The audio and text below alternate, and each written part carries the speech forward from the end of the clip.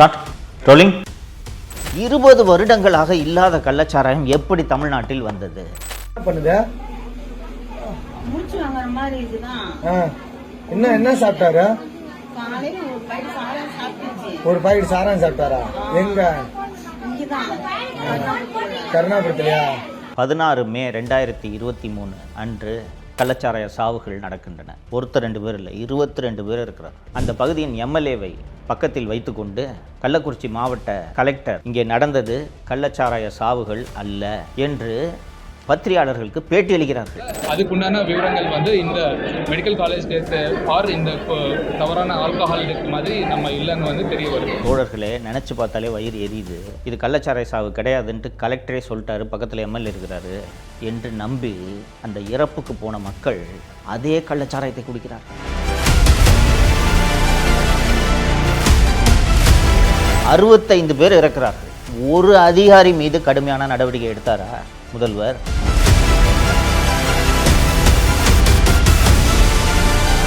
செத்து போன குடும்பத்துக்கு 10 லட்ச ரூபாய் மக்கள் வரி பணத்தை தூக்கி விட்டறிஞ்சிட்டு அவங்க வேலை முடிஞ்சு போச்சா? ஏன் வந்தது மு.க. ஸ்டாலின் அவர்களை பொம்மை முதல்வர் என்று சொல்கிறோம் என்று தெரிகிறதா? தமிழ் பெருங்குடி மக்கள் அத்தனை பேருக்கும் வணக்கம். திமுக என்ற தீய சக்தி தப்பித்தவரை கூட ஆட்சிக்கு மீண்டும் வந்துவிடக்கூடாது என்பதற்காக இந்த 5 ஆண்டு கால ஆட்சியின் அவலங்களை தொடர்ந்து நாம் பேசிக்கிட்டு இருக்கோம், விவாதிச்சுக்கிட்டு இருக்கோம். உங்களுக்கு நான் நினைவூட்டி கொண்டிருக்கிறேன். அதுபோல் இந்த திராவிட முன்னேற்ற கழக அரசின் மிகப்பெரிய தோல்விகளில் ஒன்றாக அமைந்த சம்பவம் தான் கள்ளச்சாராய சாவுகள்.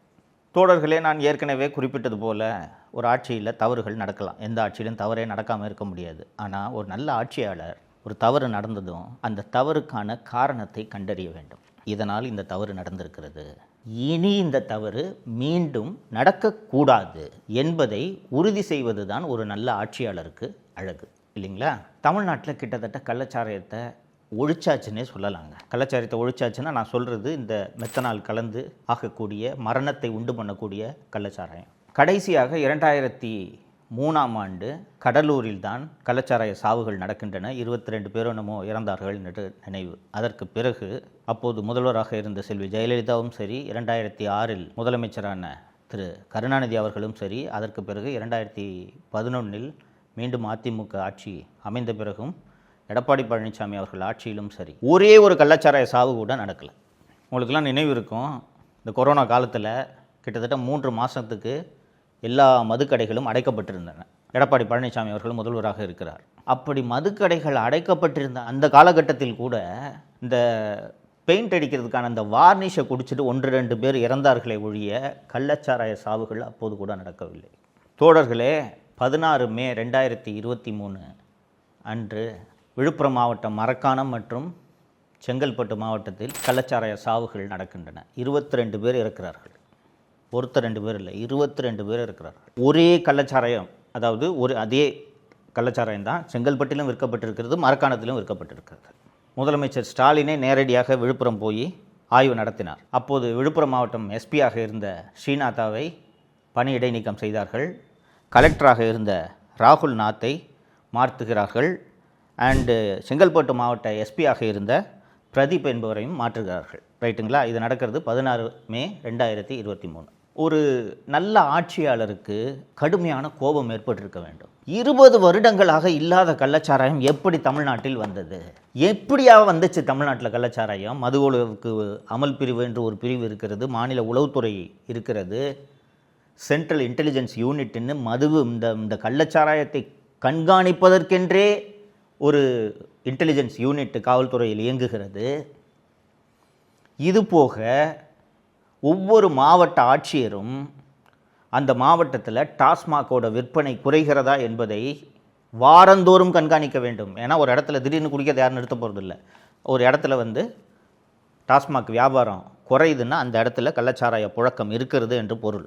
அதனால தான் அங்கே வியாபாரம் குறைகிறது. ஸோ இவ்வளவு செட்டப் இருந்தும் எப்படியா 22 பேர் சாகிறான், எப்படி இது வந்துச்சு என்று ஒரு முதலமைச்சர் கடுமையான கோபமடைந்திருக்க வேண்டும். தோழர்களே, சரியாக 1 வருடம் கழித்து 19 ஜூன் 2024 அன்று கள்ளக்குறிச்சி மாவட்டத்தில் மீண்டும் கள்ளச்சாராய சாவுகள் ஏற்படுகின்றன.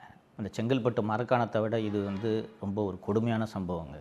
பண்ணுது மூச்சு வாங்குற மாதிரி இருக்குதான். என்ன சாப்பிட்டாரு? காலையில ஒரு பைட்டு சாதம் சாப்பிட்டுச்சு. ஒரு பாக்கெட் சாராயம் சாப்பிட்டாரா? எங்க? இங்கதான் கருணாபுரத்துலயா? குடிச்சதுல இருந்து இப்படிதான் அப்படிதான் இருக்குங்களா? என்னண்ணா பண்ணுது உங்களுக்கு? ஒண்ணுமே புரியலையா?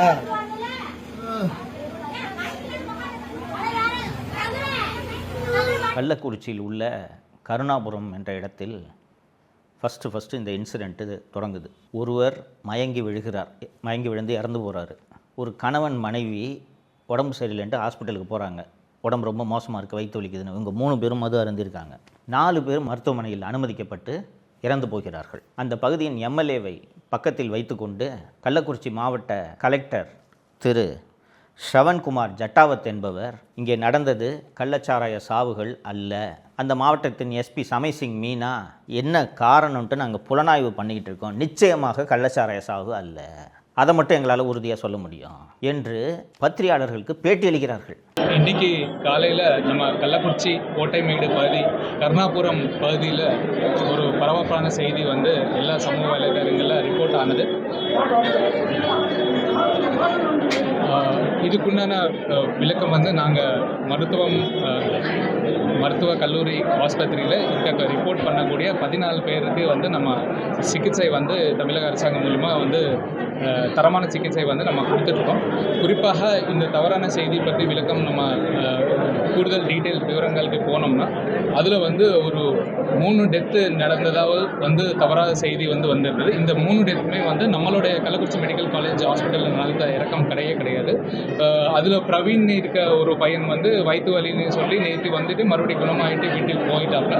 அது இல்லாமல் 2 பேர் வந்து வேறு டெத்துக்காக, ஒரு ஆள் வயசாக இறந்துட்டார், இன்னொரு ஆள் ஃபிட்ஸ் மூலியமாக இறந்ததாவது தகவல். அது எல்லாமே வந்து out of the hospital death தான் வந்து நடந்ததுனால அதுக்குண்டான விவரங்கள் வந்து இந்த மெடிக்கல் காலேஜ் டெத்து ஆர் இந்த தவறான ஆல்கஹால் டெத் மாதிரி நம்ம இல்லைன்னு வந்து தெரிய வருது. இந்த 4 பேர் ஏற்கனவே இறந்து போனாங்கன்ட்டு சொன்னேன்ல, அந்த வீட்டின் இழவுக்கு, அவர்களது இறப்புக்கு அந்த ஊர் மக்கள், கிராமம் இல்லையா, ஊர் மக்கள் அத்தனை பேரும் போகிறார்கள். தோழர்களே, நினச்சி பார்த்தாலே வயிறு எரியுது. இது கள்ளச்சாராய சாவு கிடையாதுன்ட்டு கலெக்டரே சொல்லிட்டாரு, பக்கத்தில் எம்எல்ஏ இருக்கிறாரு என்று நம்பி அந்த இறப்புக்கு போன மக்கள் அதே கள்ளச்சாராயத்தை குடிக்கிறார்கள்.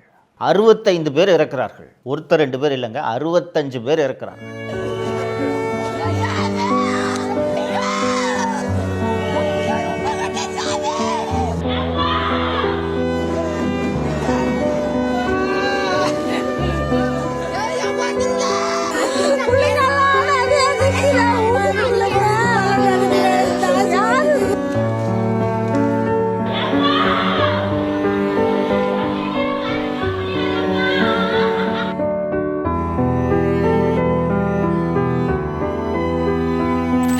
கள்ளச்சாராய சாவு நடக்கலாங்க.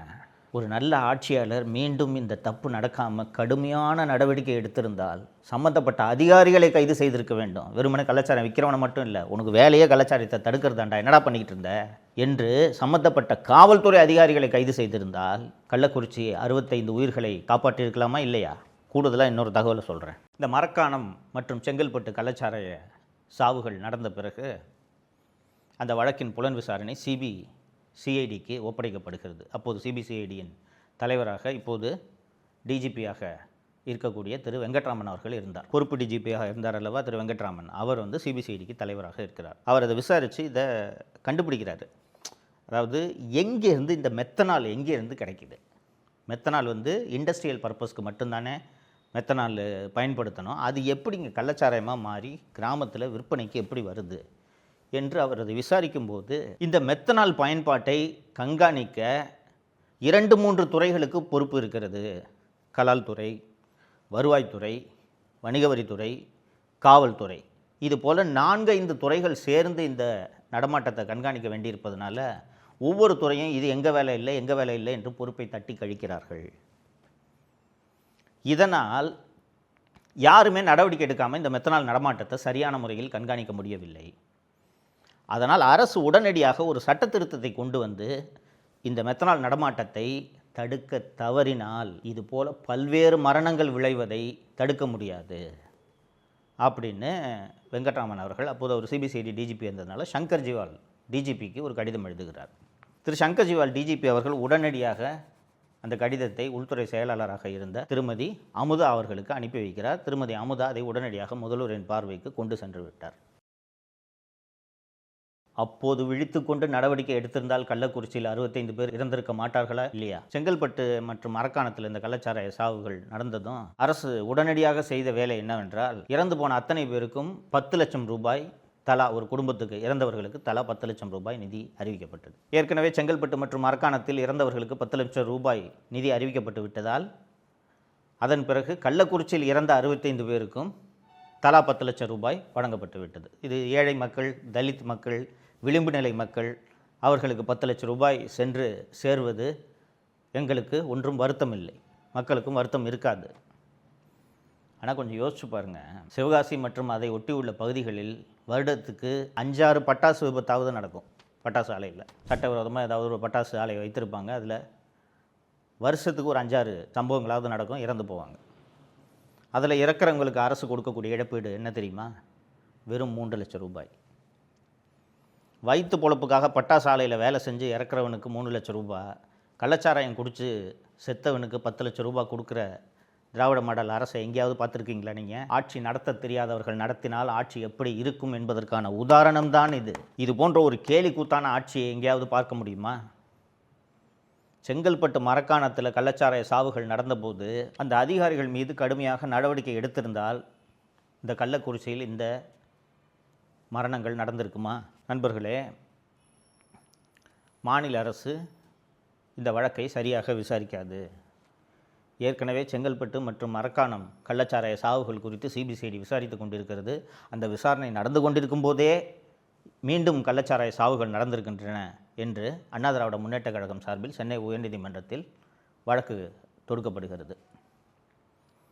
சென்னை உயர்நீதிமன்றம் மனுதாரர் சொல்கிற வாதத்தை ஏற்றுக்கொண்டு இந்த வழக்கு விசாரணையை சிபிஐக்கு மாற்றுகிறோம் என்று மாற்றி உத்தரவிட்டது. அப்படி மாற்றும்போது உயர்நீதிமன்றம் சொன்ன ஒரு முக்கியமான காரணம் என்ன தெரியுமா? இத்தனை பேர் சாவுக்கு காரணமான அந்த மாவட்ட எஸ்பி சமைசிங் மீனாவை அந்த சம்பவம் நடந்தபோது சஸ்பெண்ட் செய்தது அரசு. ஆனால் 3 மாதம் கழித்து எந்த காரணமும் சொல்லாமல் அந்த அதிகாரிக்கு மீண்டும் பதவி வழங்கப்பட்டு விட்டது. ஏற்கனவே செங்கல்பட்டு மற்றும் மரக்காணம் கள்ளச்சாராய சாவுகளுக்கு பொறுப்பு என்று விழுப்புரம் எஸ்பியாக இருந்த ஸ்ரீநாத் ஐபிஎஸ்ஐ சஸ்பெண்ட் செய்தார்கள் என்று சொன்னேன் அல்லவா? அவருக்கும் மீண்டும் வேலை வழங்கப்பட்டு விட்டது. ஏற்கனவே உங்களுக்கு நினைவிருக்கும், பல்வீர் சிங் என்ற அந்த பல்லை பிடுங்கிய அந்த ஐபிஎஸ் அதிகாரிக்கு மீண்டும் பணி வழங்கப்பட்டது என்பதை நான் ஏற்கனவே சொல்லியிருந்தேன். அதே போல் இந்த கள்ளச்சாராய சாவுகளுக்கு காரணமான ஐபிஎஸ் அதிகாரிகளுக்கும் மீண்டும் பணி வழங்கப்பட்டு விட்டதால் இதுவே ஒரு முக்கியமான காரணம், இந்த வழக்கு விசாரணை சரியாக நடைபெறாது அப்படின்னு சொல்லி சென்னை உயர்நீதிமன்றம் கள்ளக்குறிச்சி கள்ளச்சாராய சாவு விவகாரத்தை சிபிஐ விசாரணைக்கு மாற்றியது. ஏன் மு.க. ஸ்டாலின் அவர்களை பொம்மை முதல்வர் என்று சொல்கிறோம் என்று தெரிகிறதா? ஒரு முதல்வருக்கு கோபம் வர வேணாமாங்க? என் ஆட்சியில் இப்படி நடக்குது, 20 வருஷமாக இல்லாத கள்ளச்சாராய சாவுகள் என் ஆட்சியில் நடக்குது, என்ன தாண்டா பண்ணிட்டுருக்கீங்க நீங்களாம் அதிகாரி? உங்களுக்கெல்லாம் எதுக்கு இவ்வளவு சம்பளம், எதுக்கு இவ்வளவு ஆள்பலம்? இந்த ஆட்சிக்கு தொடர்ந்து அவப்பெயர் ஏற்படுத்தி தருகிறீர்களே அப்படின்னு ஒரு அதிகாரி மீது கடுமையான நடவடிக்கை எடுத்தாரா முதல்வர்? அப்போ இவர் பொம்மை முதல்வரா இல்லையா? அப்போ இந்த பொம்மை முதல்வரோட ஆட்சி தொடர்வதற்குத்தான் நீங்கள் திமுக கூட்டணிக்கு வாக்களிக்க போகிறீர்களா? ஏன் திமுக ஆட்சி வந்தாலே மக்கள் வெறுப்படைகிறார்கள், கோபமடைகிறார்கள், கடுமையான எரிச்சல் அடைகிறார்கள் என்பது புரிகிறதா? கொஞ்சம் யோசிச்சு பாருங்கள். நீங்களோ நானோ பாக்கெட்டில் வைக்கிற கள்ளச்சாராயத்தை ஒரு நாளும் குடிக்க போகிறதில்ல இல்லைங்களா? மது அருந்தும் பழக்கம் உள்ளவர்கள் போய் வசதியான பாரில் குடிப்போம், இல்லைன்னா டாஸ்மாகில் விற்கக்கூடிய மதுவை வாங்கி குடிப்போம். கள்ளச்சாராய பாக்கெட்டை ஏழை தானேங்க குடிப்பான். இந்த இறந்த 65 பேரில் பெரும்பாலானோர் தலித்துகள் தோழர்களே. இவ்வளவு பேர் மரணத்துக்கு காரணமான ஒரு ஆட்சி தொடர வேண்டுமா? செத்துப்போன குடும்பத்துக்கு 10 லட்ச ரூபாய் மக்கள் வரிப்பணத்தை தூக்கி விட்டறிஞ்சிட்டு அவங்க வேலை முடிஞ்சு போச்சா? இந்த தவறுக்கு காரணமானவர்கள் யார் என்பதை கண்டறிந்து நடவடிக்கை எடுக்க வேண்டுமா வேண்டாமா? அதை செய்யாத முதல்வர் பொம்மை முதல்வர் தானே. அப்போ இந்த பொம்மை முதல்வரோட ஆட்சி தொடர வேண்டுமா இல்லையா என்பதை வாக்களிக்கும் தினத்தன்று நீங்கள் சிந்திக்க வேண்டும். இதனால்தான் திமுகவை தீய சக்தி என்று சொல்கிறோம். நான் மட்டும் சொல்லவில்லை, எதிர்க்கட்சிகள் சொல்கின்றன, மக்களே சொல்கிறார்கள். அதனால் இந்த தீய சக்தி மீண்டும் ஆட்சிக்கு வந்துவிடக்கூடாது என்பதை மனதில் வைத்து தேர்தல் நாளன்று நீங்கள் வாக்களிக்க வேண்டும் என்று கேட்டுக்கொள்கிறேன். மீண்டும் சந்திப்போம். நன்றி. தமிழகத்தை காப்போம்.